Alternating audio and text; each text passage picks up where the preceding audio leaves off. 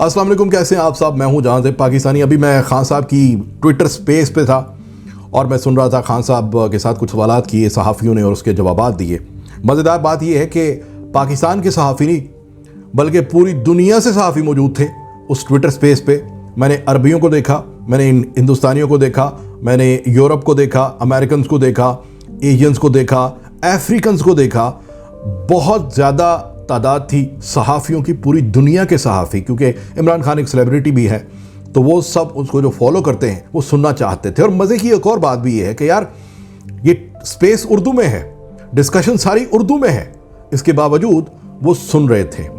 Points ये हैं, मैंने कुछ ऐसे पॉइंट्स देखे जो सवालात भी कुछ अजीब से किए सहाफ़ियों ने, अजीब से मुराद के स्ट्रॉन्ग क्वेश्चंस, उसके जवाबात खान साहब ने भाग के बहुत अच्छे तरीके से दिए। कुछ पूछना चाहते थे कि इसके बाद भी खान साहब 70-30 का इस वक्त मुकाबला है पूरे पंजाब में आपका, कम से कम 20 में से 18 सीटों के ऊपर तो 70-30 की तादाद हो चुकी है कि आप जीत रहे हैं। लेकिन इसके बावजूद अगर धांधली होती है तो उसके बाद अगर वो जीत जाते हैं तो आप क्या करेंगे? बड़ा सख्त सवाल है। और इसके ऊपर खान साहब ने कहा था कि जब ऐसे डाका डाला जाता है, जब किसी मैंडेट को इस तरह से चुराया जाता है कि जहां पर सामने नजर आ रहा हो कि ये इंसान जीता हुआ है, उसको जब हराया जाता है तो इनकलाब आते हैं, फिर लोग अपना हक छीन कर लेते हैं। यानी कुछ इस तरह के उन्होंने काफ़ी डिटेल में जवाब दिया था, लेकिन उसका लुब्बे लुबाब यही है कि फिर अवाम को सोचना होगा, अवाम को फैसला करना होगा कि जो वोट को इज्जत दिलाने निकले थे वो किस तरह से धांधली के जरिए जीत रहे हैं। तो पॉइंट ये है कि 18 सीटें अगर पीटीआई जीत रही है और 30-70 की 50-50 नहीं, 30 और 70 का मुकाबला हो, और उसके बावजूद अगर कल इंजीनियरिंग की जाए और उसको हराया जाए तो फिर फैसला इमरान खान ने नहीं करना, फिर फैसला इस कौम के हर उस जवान ने, बूढ़े ने, बुजुर्ग ने, औरत ने, बच्ची ने, उन तमाम लोगों ने करना है जिन्होंने कल अपना काम छोड़ के अपना उस हक को इस्तेमाल करने के लिए अपना वक्त लगा के सुबह जल्दी उठ के 7 बजे से लेकर लाइनों में लग के वोट डालना है। और जिन्होंने इतने दिन जो इंतजार किया, उसके बाद जाके इस दिन को जो उन्होंने यूटिलाइज किया, जब उसका हक मांगना है, तब आप लोगों ने, यानी कि लोगों ने फैसला करना है और लोगों ने ही अपने हक की आवाजें बुलंद करनी है। वो पूछना ये चाहते थे कि खान साहब के पास कोई प्लान इस तरह का है कि जिस तरह लोगों में उस तरह से ख्याल पैदा किया जा सके। तो खान साहब का मेरे ख्याल से इसके बारे में एक ही अब उनको समझ आ चुकी है कि लोग अब वो लकीर के फ़कीर नहीं रह गए। अब लोगों को पता है कि अगर इस तरह से किया गया तो क्या करना है। कहने का मतलब ये है मेरे भाई कि ये सारी साजिश जो हुई इसको भी हम इग्नोर करते आ रहे हैं। ये जो इंपोर्टेड हुकूमत हमारे सर पे बिठाई गई इसको भी हम इग्नोर करते आ रहे हैं। ये जो महंगाई की गई इसको भी हम इग्नोर करते आ रहे हैं। ये जो झूठ पे झूठ बोला जा रहा है इसके ऊपर भी हम कुछ नहीं बोल रहे। ये जो इस तरह से अब सूबाइयत के ऊपर हमें लड़ाया जा रहा है कि सिंधी को बलोच से लड़ा दो, पठान को सिंधी से लड़ा दो, पंजाबी को पठान से लड़ा दो, ये हो रहा है।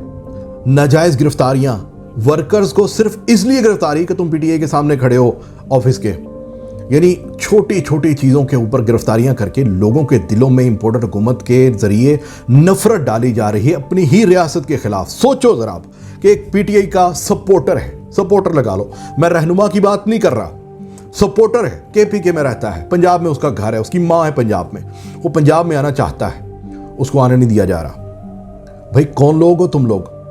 क्यों डिवाइड कर रहे हो? क्यों नफरतें बांट रहे हो इस तरह से? क्यों हमें अलग कर रहे हो? हम तो वो कायदे आज़म के पाकिस्तानी हैं कि जिन्होंने जब पाकिस्तान बना था तो हिंदुस्तान की सरहद पर खड़े होकर कहा था कि पाकिस्तान में न सिर्फ मुसलमान बल्कि गैर मुस्लिम भी अगर आना चाहे तो वेलकम। तुम्हारी इबादत गाहें यहां पर महफूज हैं, तुम्हारी जिंदगी, तुम्हारे कारोबार, सब कुछ यहां पर महफूज है। तुम लोग हमें कितना बांटोगे यार? कभी दीन के नाम पे, कभी रंग व नस्ल के नाम पे, कभी जुबान के नाम पे, और अब सूबे के नाम पे। क्यों सिंधियों को लड़वाया गया जानबूझकर पठानों के साथ? किस सूबे में जराइम नहीं होते मुझे बताओ? पंजाब में नहीं होते? पंजाब के सिर्फ एक शहर लाहौर के एक दिन के जराइम कभी जाकर देखो तो सही कितने होते हैं। तो क्या करें? क्योंकि वो पंजाबी करते हैं इसलिए उनके ऊपर कोई बात नहीं की जाती, उनको यहां से निकाल नहीं सकते। मैं किसी के जुर्म की तायीद नहीं कर रहा, जो जुर्म करे लटकाओ उसको, लेकिन किसी जुर्म की बेस के ऊपर क्या ये जो सिंध में किया गया क्या ये सही है?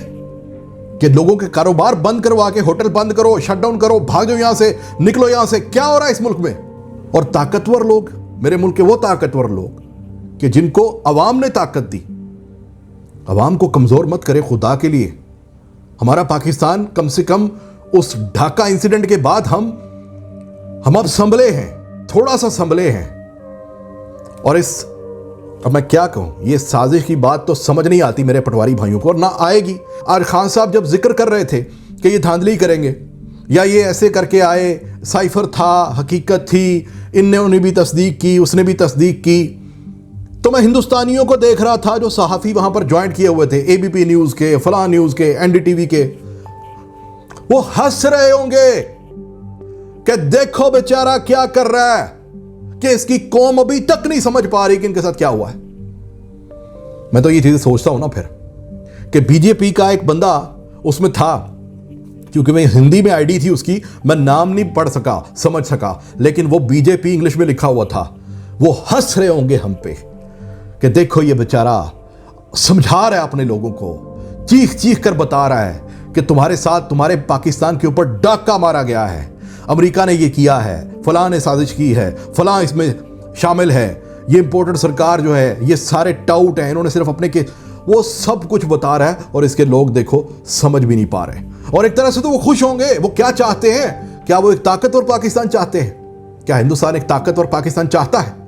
आपको लगता है? नहीं भाई, ख्वाब है आपका, उनका तो पूरा हो गया। आपका ख्वाब है कि पाकिस्तान को, हिंदुस्तान वो मजबूत होना चाहिए। वो कमजोर चाहते थे हमें, और हमने 3 महीने में होके दिखा दिया। क्या चट्टान की तरह खड़े थे और क्या हम फिर मोम की तरह पिघल गए हैं। भाई करो तिजारत शुरू। कश्मीर किस चिड़िया का नाम है हमें नहीं पता।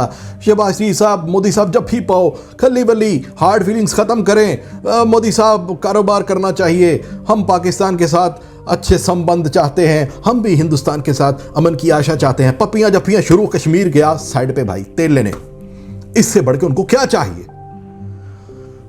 तो आज खान साहब की जो गुफ्तगू मैंने सुनी, उसके बाद मैं कम से कम ये जो चिल्ला चिल्ला कर बताता रहता हूं कि जो मुझे समझ में आता है, और फिर मैं जब रिएक्शन देखता हूं कि कई लोग, हजारों लोग आज भी उनको ये लगता है कि नून लीग फरिश्ता है, नवाज शरीफ फरिश्ता है, मरियम साहबा जो है वो मोहसिन है, तो मैं टूट जाता हूं। लेकिन एक बात याद रखना, मैं अपनी नस्लों को, अपने बच्चों को तुम्हारी खताओं की वजह से एक कमजोर पाकिस्तान नहीं दे सकता। इसलिए लड़ूंगा मैं भी, जब तक जिंदगी है, सांस चल रही है, बोलूंगा। तुम्हें समझना हुआ तो समझ लेना, वरना तुम्हारी औलादें, तुम्हारी नस्लें तो तुम्हें आके समझाएंगी। हम भाई भाई हैं, रहेंगे। लेकिन ये जो एक फर्क है, ये जो एक तफरका है जहालत का और अंडरस्टैंडिंग का, ये जो दीवार है जो इन ही सियासतदानों ने खड़ी की हमारे बीच में, कि एक तबके को ऐसा रख दिया कि उनको समझ ना आए कि क्या हो रहा है उनके साथ, इसने हमें बांटा हुआ है। एक हो जाओ पाकिस्तानियों। मैं लीगी भाइयों से भी कहता हूं, बाहें खोल के कहता हूं, आओ गले लगे, आओ मैं तुम्हें समझाता हूं क्या हुआ है तुम्हारे साथ, हमारे साथ, हमारे बच्चों के साथ, हमारे मुल्क के साथ, उस धरती के साथ कि जिसको खून से आजाद करवाया गया था, 10 लाख जाने देके। आओ बताऊं मैं, हिम्मत है। कल का दिन हमने फैसला करना है कि हमने एक आजाद खुद मुख्तार पाकिस्तान चाहिए हमें, या हम वाकई गुलामी के असीर हो चुके हैं। पाकिस्तान जिंदाबाद।